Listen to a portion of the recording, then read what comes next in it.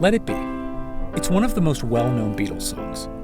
You've likely heard it countless times before, but there's an odd anomaly in it that you might not have noticed. And as a fair warning, once I point it out, you can't unhear this. The anomaly has to do with the guitar solo that begins about halfway through the song.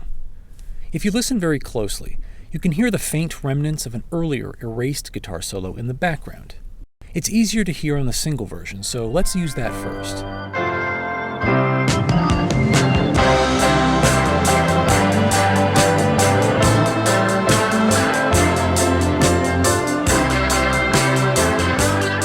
Now I'm going to isolate the left channel so you can hear it even better.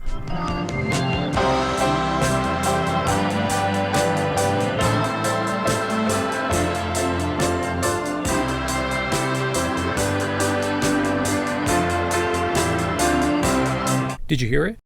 Now let's listen to the same section of the song, but this time from the version that appears on the album Let It Be, which features a different guitar solo.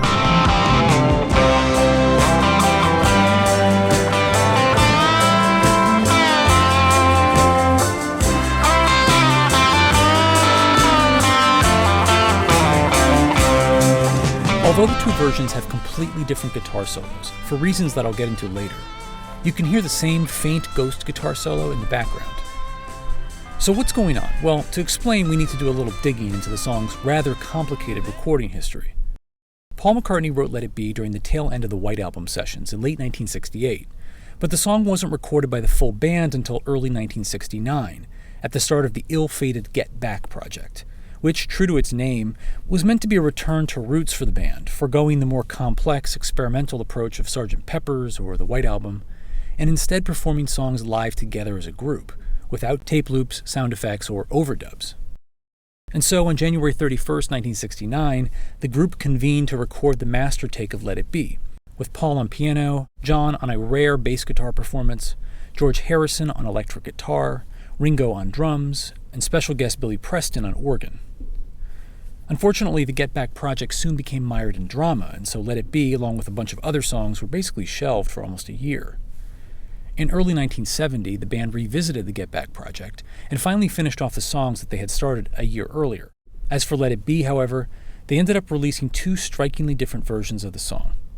The first, released on March 6th, was the single, produced and mixed by longtime Beatles producer George Martin. There will be an answer, let it be.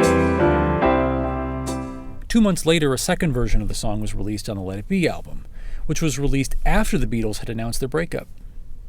This version was mixed by legendary producer Phil Spector, who was brought in at the last minute to assemble the album. In keeping with his trademark wall of sound style, he added a noticeable echo, which can be heard best on Ringo's hi-hat. There will be an answer, let it be. But the most striking difference between the two versions are the guitar solos. So that you can hear the difference more clearly, I've put the single version in the left channel and the album version in the right channel.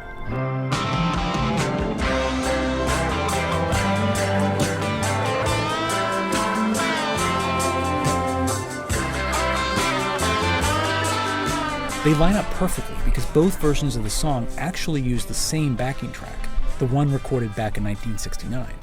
Oddly enough, though, despite the original Get Back spirit of avoiding overdubbed instruments, both solos were recorded on later dates.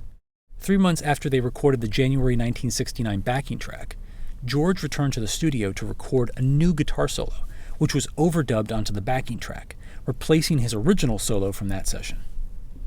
Jumping ahead about 9 months later to January 4th, 1970, George Harrison recorded yet another version of his guitar solo, still over the same backing track from January 1969. So to recap, at this point, George had recorded at least 3 different guitar solos. When it came time to mix the single, George Martin preferred George Harrison's more restrained April 1969 solo, while Phil Spector took Harrison's raunchier, grittier solo from January 1970. And so that's how we ended up with the two versions. But what about that ghost solo I mentioned earlier? What you're hearing are the remnants of the original solo, likely picked up by the other microphones in the studio used during the recording of the backing track. Despite efforts to erase it, the louder portions of the solo still bleed through. If this all wasn't crazy enough, there was yet another version of the song mixed by a third producer, Glenn Johns, who was hired early on to assemble the Get Back project. His multiple attempts to finish the album, though, were all rejected by the Beatles and have never been officially released. In 2003, Paul McCartney produced a stripped-down version of the album called Let It Be Naked, which features alternate takes of the original songs and a few songs that didn't make it onto the original album. Believe it or not, the naked version of Let It Be features yet another guitar solo from a previously unreleased alternate take in January 1969. You really start to wonder, couldn't they just, let it be?